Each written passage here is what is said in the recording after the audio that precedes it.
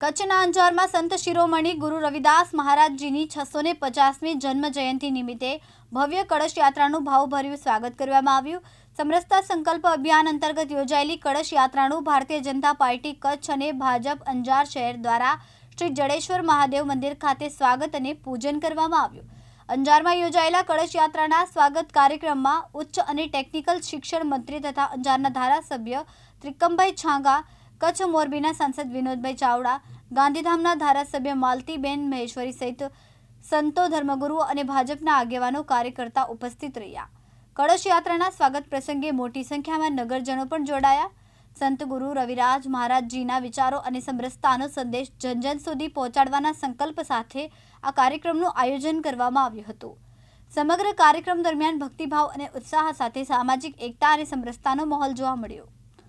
संत न होता संसार में दरी जात जग जात आवा संतो जे मात्र कोई एक ज्ञाति के ज्ञाति ना नहीं कोई पण ज्ञाति में उठीने समग्र विश्व ने संदेश आपता हुए आवा जारे संतोनी के कोण करी सके मात्र ने मात्र भारतीय जनता पार्टी आવું ધર્મનું કાર્ય કરી શકે।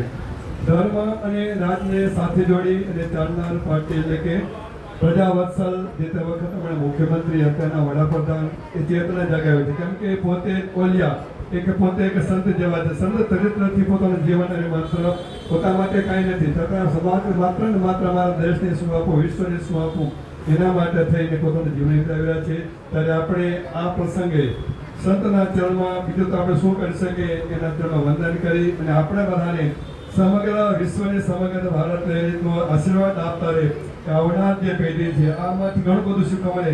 આજે 650 વર્ષથી જેની આપણે ભૂલતા હોઈએ એટલે જે જુવાન પેઢી છે એ ઘણું બધું એમાંથી શીખતા હોય ને સંતોની તપસ્યા હોય, સંતના તપસ્યા થકી જ આપણું આ સમગ્ર રાષ્ટ્ર ચાલતું હોય છે। અને 150 કરોડની વસ્તીઓ હોય એની આખો દેશ ચલાવવો તો સામાન્ય વાત નથી। આપણે ફોરેનની વાત કરીએ, અમેરિકા વસ્તી ઝૂકી જેટલી છે માત્ર, એટલે ગયેલા ડેવલપ કરે છતાં પણ સમગ્ર વિશ્વ જેનો નોંધે વિશ્વ ગુરુ તરીકે જેને આપણે વંદન કરી એવા ભારતની પ્રતિનિધિત્વ હોય તો માત્ર ને માત્ર આવા સંતો, અનેક સંતો જે માત્ર ને માત્ર પોતાના સ્થાનમાં બેસી પોતાની ગુફામાં બેસી અને માત્ર ને માત્ર દેશ માટેનું, મારા ભારત દેશ માટેનું, મારા ભારતીયનું કેમ રક્ષણ થાય વધારે વધારે એના માટે તપ કરતા હોય છે। તો આ સતના ચરણમાં જ્યારે આપણે ત્યાં કળશ યાત્રા વધારી છે તો આપણે શહેરજનો વતી સમગ્ર સંતજનો વતીથી વારંવાર નતમસ્તકે નમન કરું છું। યાત્રા માટેની ખૂબ ખૂબ શુભકામનાઓ પાઠવું છું। સૌને જય શ્રી સિદ્ધાંત, ભારત માતા કી જય, વંદે માતરમ, જય જય ગરી ગુજરાત। સંત શિરોમણી રવિદાસ મહારાજની 650મી વર્ષગાંઠની જ્યારે ઉજવણી થઈ રહી છે અને સમગ્ર દેશમાં કળશ યાત્રાનું આયોજન થયું છે। આપણા દેશના યશસ્વી વડાપ્રધાન શ્રી નરેન્દ્ર મોદી સાહેબના માર્ગદર્શનમાં આખા ભારતમાં અને ગુજરાતમાં અને આજે આ કચ્છ જિલ્લાની કળશ યાત્રા જ્યારે અંજાર મુકામે પહોંચી છે ત્યારે એમના વધામણા કરવા માટે આપણા સૌની વચ્ચે ઉપસ્થિત પૂજ્ય સંત શ્રી ત્રિકમદાસજી મહારાજ, પૂજ્ય સન્માન્ય માતંગ દાદા, મંદિરના સન્માન્ય પૂજારી શ્રી, આપણા સૌનું ગૌરવ અને રાજ્ય સરકારના મંત્રી શ્રી આદરણીય શ્રી ત્રિકમભાઈ છાંગા સાહેબ, ધારાસભ્ય શ્રી માલતીબેન, આપણા પ્રભારી શ્રી જનકસિંહજી, નગરપતિબેન શ્રી, યાત્રાના ઇન્ચાર્જ ભાઈ શ્રી અશોકભાઈ, સહ ઇન્ચાર્જ ડેનીભાઈ, એમની ટીમ, નીતિનભાઈ, બધા જ સૌ મહાનુભાવો, મિત્રો, આપણે ખૂબ ગૌરવ થાય કે સમરસતાનો સંદેશો લઈ કરીને આજે સંત રવિદાસની કળશ યાત્રા આપણા સૌની વચ્ચે પહોંચી છે, જેમણે એ સમયમાં ભક્તિ આંદોલનમાં એક પ્રમુખ સંત તરીકેની એમનું જે સમાજને માર્ગદર્શન મળ્યું, જ્ઞાન, ભક્તિ અને સમરસતા અને કર્મનો સંદેશો એમણે આ સમાજને આપ્યો। જ્ઞાન ભક્તિના માધ્યમથી આ સમાજને સમરસતાના ભાવે જોડવાનું કામ કર્યું. અનેક રાજા મહારાજાઓ, સાધુ સંતો,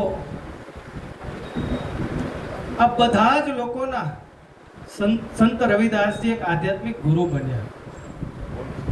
અનેક શિષ્યોની એની યાદી કરીએ તો આપણને જોવા મળે કે એ સમયમાં એટલે કે 650 વર્ષ પહેલા એક ચમાર જ્ઞાતિમાંથી જન્મ લઈ કરીને એક આધ્યાત્મિક ગુરુ તરીકે, સંત તરીકે,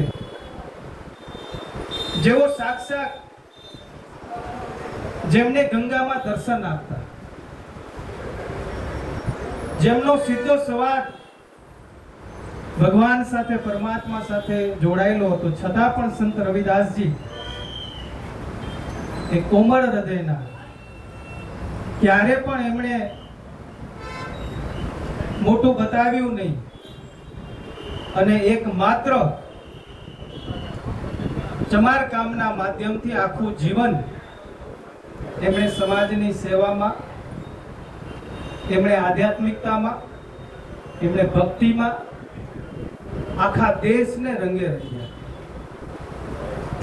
અને એવા જ્યારે મહાપુરુષ સંત ભગવાન રવિદાસજીની 650મી આખા વર્ષની આપણે ઉજવણી કરી રહ્યા છીએ. મિત્રો, આ સમાજને, આ નવી પેઢીને સંદેશો છે કે 650 વર્ષ પછી આપણે એને યાદ કરીએ છીએ. એક નાની વાત કહીને મારી વાતને પૂરી કરીશ. સિકંદર લોધી દિલ્હીની અંદર એમના સૈન્યને મૂકે છે અને કહે છે કે આ કોણ સંત છે, એને પકડીને લાવો. કારણ કે જ્ઞાન અને આધ્યાત્મિકતાથી, ભક્તિથી, આ ભક્તિનો પ્રવાહ લોકોની અંદર વહેતો થયો અને પંજાબ, હરિયાણા, દિલ્હી, ઉત્તર પ્રદેશ અનેક જગ્યાએ એના સેવકો બનતા ગયા. અને ત્યારે દિલ્હીના બાદશાહને એવું થયું કે જો આમનો હું ધર્મ પરિવર્તન કરાવી લઉં તો મને મોટો ફાયદો થાય. અને એમણે બંદી બનાવી કરીને જ્યારે એમની સામે પ્રસ્તુત કરવામાં આવે છે ત્યારે બાદશાહ એને કહે છે કાં તો તમે ધર્મ પરિવર્તન કરો, ઇસ્લામ ધર્મ સ્વીકારો, ને કાં તો પછી તમારે જેલમાં જવું પડશે. પણ એ સંત રવિદાસજી જેમણે જેલમાં જવાનું કબૂલ કર્યું પણ ધર્મ પરિવર્તન નહીં. અને બન્યું એવું આખરે કે જેલની અંદર સંત રવિદાસજીને, મહારાજને જ્યારે મૂકવામાં આવ્યા ત્યારે એ સિકંદર લોધીને જ્યાં જોઈ ત્યાં 1 મિનિટે સંત રવિદાસજી દર્શન આપતા હતા. અને અંતે એ બાદશાહ હાર્યો અને સંત રવિદાસજીના પગમાં પડ્યો, એની માફી માંગી અને એમને નમન કર્યા. મિત્રો, આ એમનો પરચો છે. આ જે કામ આપણા મહાપુરુષો સંતો કરી ગયા, એ આપણી સાંપ્રત સમયની પેઢી અને નવી પેઢીને એનામાંથી કંઈક શીખ લેવી પડશે. અને એના માટે આજે ભારતીય જનતા પાર્ટી દ્વારા આપણા દેશના વડાપ્રધાન શ્રી નરેન્દ્ર મોદી સાહેબના નેતૃત્વમાં આજે આ કળશ યાત્રા આપણા વચ્ચે પહોંચી છે. ત્યારે એમના જીવનમાંથી પ્રેરણા લઈ અને સમરસતાના ભાવને આપણે સૌ આગળ વધારીએ. હજારો વર્ષોથી આવા પૂજ્ય સંત રોહિદાસજી જેવા સંતોએ પોતાના જીવનના તપથી આ ધરતીને મા ભારતીનું ખૂબ લાલન પાલન સંસ્કૃતિ કર્યું છે, પોષણ કર્યું છે, વૈચારિક પોષણ કર્યું છે, સાંસ્કારિક પોષણ કર્યું છે, ધાર્મિક પોષણ કર્યું છે. અને એ પોતાનું કર્મ કરીને આપણે આ સુંદર મજાનો વારસો, જે સમરસતાનો વારસો આપી ગયા છે, એ સમરસતાને, વારસાને આપણે વધારે મજબૂત કરીએ. આપણને જે મળેલો વારસો છે એ વારસો આપણી ભાવિ પેઢીને આપણે આપી શકીએ એવા ભાવ સાથે જ્યારે કળશ યાત્રાનું સરસ મજાનું આયોજન થયું છે. અને એ કળશ યાત્રા આપણે અહીંયા અંજારમાં પધારી છે. આપણે બધા હૃદયના ભાવથી, ઉર્મિથી સંત રોહિદાસજીને માત્ર એમની કળશ નહીં, પરંતુ એમનું સમરસતાનો સંદેશો આપણે સૌ જીરીને સમાજમાં સમરસતાનો સંદેશો ફેલાવીએ, એ જ અભ્યાસના સાથે વિરોધો. જયશ્રી મહેતા, દિવ્યાંગ ન્યૂઝ, અંજાર, કચ્છ.